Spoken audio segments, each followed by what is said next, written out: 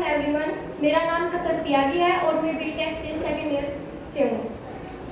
जैसा कि आप सभी जानते हैं कि आज इंजीनियर्स डे है और इंजीनियर्स डे मनाने के लिए ही आज हम सब यहाँ पर इकट्ठा हुए हैं। तो सबसे पहले आप सभी को हैप्पी इंजीनियर्स डे। जैसा कि आप सभी जानते हैं इंजीनियर्स डे इंजीनियर्स के कंट्रीब्यूशन, इनोवेशन और उनकी जिम्मेदारियों के लिए मनाया जाता है, सेलिब्रेट किया जाता है। तो आज हम इस उपलक्ष्य में एक इम्पोर्टेंट टॉपिक पर डिस्कस करेंगे जिसका नाम है engineering ethics and social responsibility. Engineering ये वर्ड आपने पहले भी कई बार सुना होगा और ऑलमोस्ट सभी जानते होंगे। जब भी इंजीनियरिंग वर्ड आता है तो दिमाग में एक ही बात आती है कि मशीन्स और टेक्नोलॉजी, जबकि ऐसा नहीं है। ये ऑनेस्टी, वैल्यूज और ड्यूटी के बारे में भी है।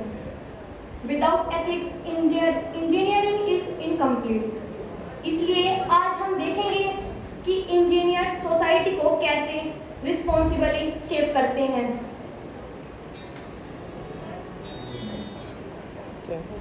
अब जैसा कि मैंने एक वर्ड 2-3 बार बोल दिया है जो है इंजीनियरिंग एथिक्स।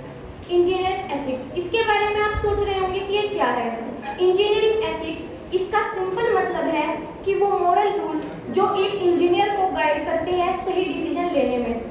मतलब always do the right thing, चाहे कोई देख रहा हो या नहीं।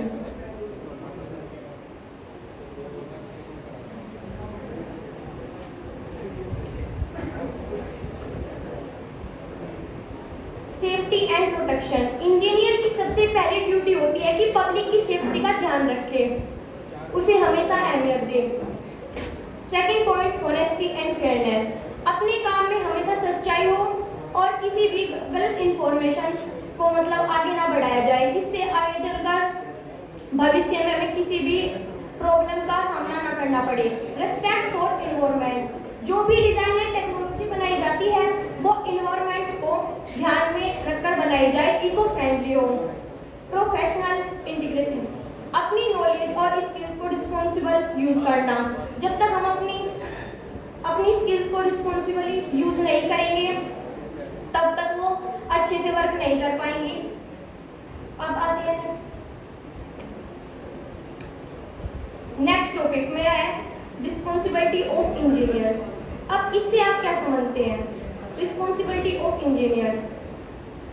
इसका मतलब ये नहीं है कि मशीन्स बनाना या फिर टेक्नोलॉजी को आगे बढ़ाना एक इंजीनियर की रिस्पॉन्सिबिलिटी होती है।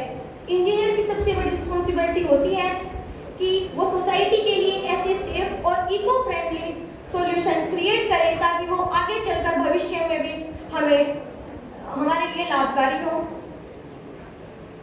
मतलब जैसे बिल्डिंग्स और टेक्नोलॉजी हम यूज करते हैं वो सिक्योर भी है और बैलेंस भी है।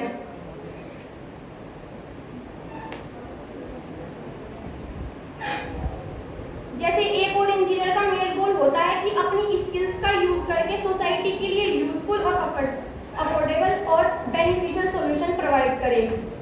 जैसे कि आप इसका एग्जांपल भी देख सकते हैं, सोलर और वाइंड प्रोजेक्ट, ये पोल्यूशन कम करते हैं और लो कॉस्ट मेडिकल डिवाइसेस लोगों की हेल्प भी करते हैं।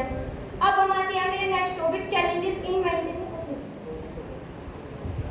इंजीनियरिंग को एथिक्स मेंटेन करना इजी नहीं होता क्योंकि इंजीनियर्स को जो एथिक्स होती है वो मेंटेन करना इजी नहीं होता क्योंकि उसमें उन्हें प्रॉफिट और सेफ्टी के बीच बैलेंस करना पड़ता है जो कि इजी टास्क नहीं है।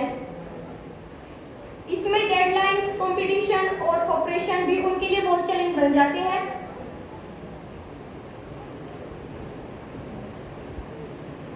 अब आप सोच रहे होंगे कि इसने कई बार एथिकल वर्ड का यूज कर लिया है, पर क्या फ्यूचर में भी इसका कोई रोल है या नहीं? तो फ्यूचर में एथिकल इंजीनियर का रोल है और भी ज्यादा इम्पोर्टेंट है। आज के टाइम में एआई, रोबोटिक्स और बायोटेक्निकल जैसी नई फील्ड आप देख रहे हैं बहुत जल्दी से ग्रो भी हो रही है, तो इसका रोल और भी बढ़ता जा रहा है। आने वाले टाइम में ऐसी टेक्नोलॉजी का इनोवेशन होगा जो इको फ्रेंडली तो होंगी पर हर रिएक्शन ऑफ सोसाइटी के लिए भी यूजफुल होंगी और ये सब एथिकल वैल्यूज से ही पॉसिबल होगा क्योंकि आज के इंजीनियर सिर्फ बिल्डर्स ही नहीं बल्कि फ्यूचर के गाइडेंस भी हैं। उनके डिसीजन टेक्नोलॉजी साथ साथ ह्यूमैनिटी को भी सेव करेंगे। तो हम बोल सकते हैं कि इंजीनियरिंग बिना एथिक्स के अधूरी है। सोशल रिस्पॉन्सिबिलिटी ट्रस्ट क्रिएट करती है, एथिक्स ही इंजीनियरिंग का दिल है। Thank you so much for listening.